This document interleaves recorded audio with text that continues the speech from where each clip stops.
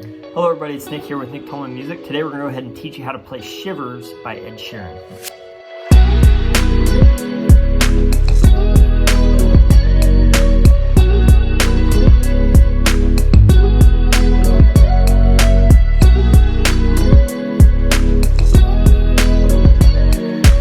Alright, so there's not really actually a signature guitar riff in this song, but I thought I would talk to you about the chord structure and teach you basically how to play this song on guitar, even though the guitar in the song is pretty light in the mix. All right, so this song is in the key of B minor. The chords that we're going to use are obviously a B minor chord, a G chord, a D chord, and an A chord. All right, so the main guitar part throughout the song goes like this.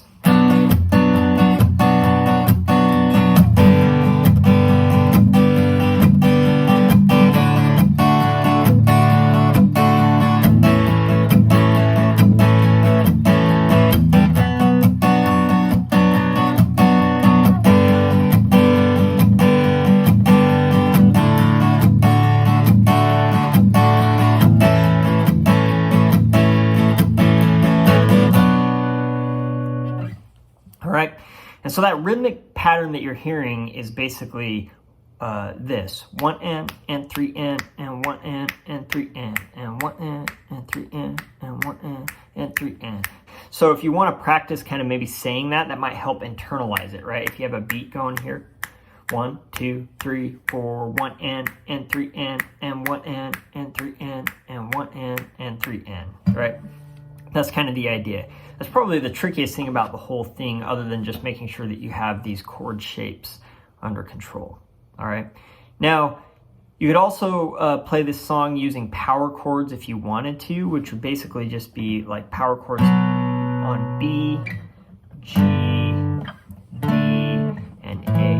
All right, and those are going to be on the 2nd fret of the 5th string, 3rd fret of the 6th string, 5th fret of the 5th string, and 5th fret of the 6th string.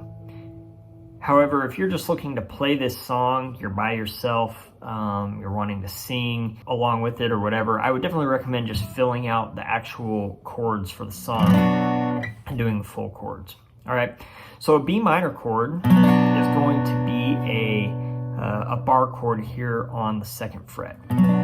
All right, now if you're struggling with bar chords, if you're new to playing, I'm going to teach you another way to do this with a capo that would eliminate that need to do a bar chord. All right, so stick around for that if you are interested in that as well.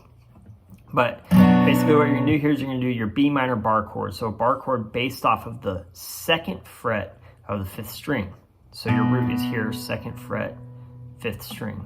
You're gonna bar across the 2nd fret, and then you're gonna add the rest of these notes. So your 3rd finger is gonna go on the 4th fret of the 4th string, your 4th finger is going to go on the 4th fret of the 3rd string, and then your 2nd finger is going to go on the 3rd fret of the 2nd string. There's your B minor chord. Okay, then you're going to go move to a G chord, first position G chord, which is going to be obviously your 3rd fret here on the 3rd finger on the 3rd fret of the 6th string, your 2nd finger on the 2nd fret of the 5th string, and you have 3 open strings, and your 4th finger is on the 3rd fret of the 1st string. Then you're going to move to a D chord, which obviously is going to be your 1st finger on the 2nd fret of the 4th string, your 3rd finger on the 3rd fret of the 2nd string, and your 2nd finger on the 2nd fret of the 1st string. It's a D chord, and then an A chord, right? So you're gonna have an open A, then you're gonna have your 2nd finger on the 2nd fret of the 4th string, your 1st finger on the 2nd fret of the 3rd string, and your 3rd finger on the 2nd fret of the 2nd string. Right? I've seen various finger combinations there for A, but this is my preferred way to finger it. All right. And then you put it together with that rhythm, 1 and 3 and 1 and 3 and you have what you're looking for.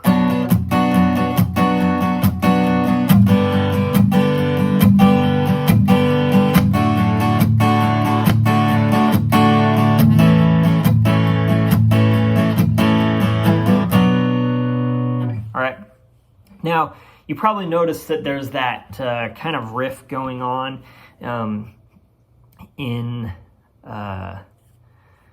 the song. It's kind of like a synth strings thing that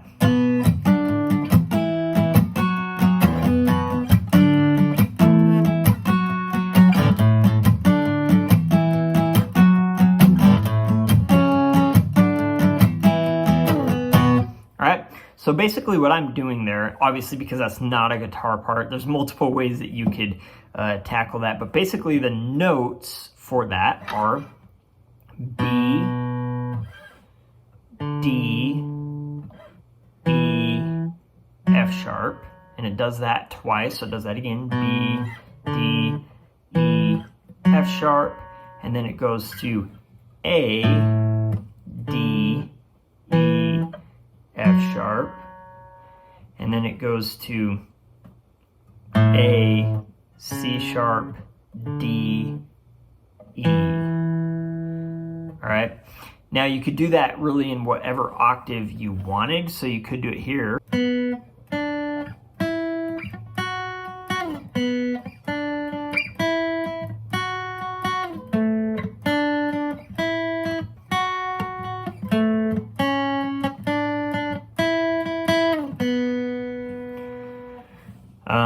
I mean, you could do it higher even if you wanted to.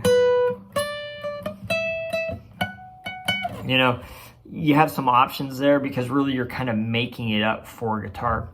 What I like to do is this octave situation here, where I'm putting my first finger on the 2nd fret of the 5th string, and then my 4th finger on the 4th fret of the 3rd string. I'm muting that string in between to get that octave sound. All right, I'll play that one more time for you, and I will go ahead and put the downloadable tabs on my Patreon account, so if you're interested in getting those, definitely head on over and check out Patreon. But here it goes.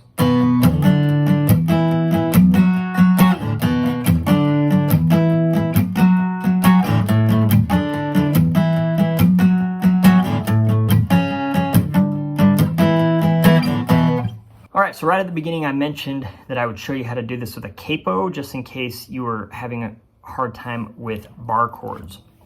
So what you're going to do for this song, if you want to do it with capos, grab your favorite capo, you're going to place it on the 2nd fret, and we're going to go from here and use these chord shapes, right? So you're going to use an A minor chord shape, use an F chord shape. Right now, F could be a bar chord, but you don't have to do it as a bar chord. And that's where this can be simplified a little bit, if you use this F chord shape. Then you're going to go to a C shape, and then a G shape.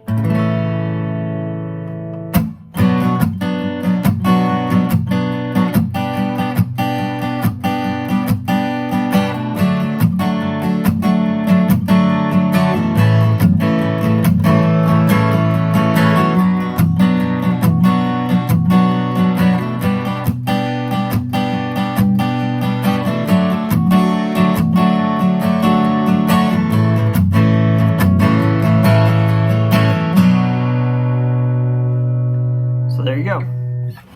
Thank you so much for tuning in today. If you have any questions, comments, or concerns, please leave them in the description below. I'll do my best to get those answered for you. Hope you have a good one.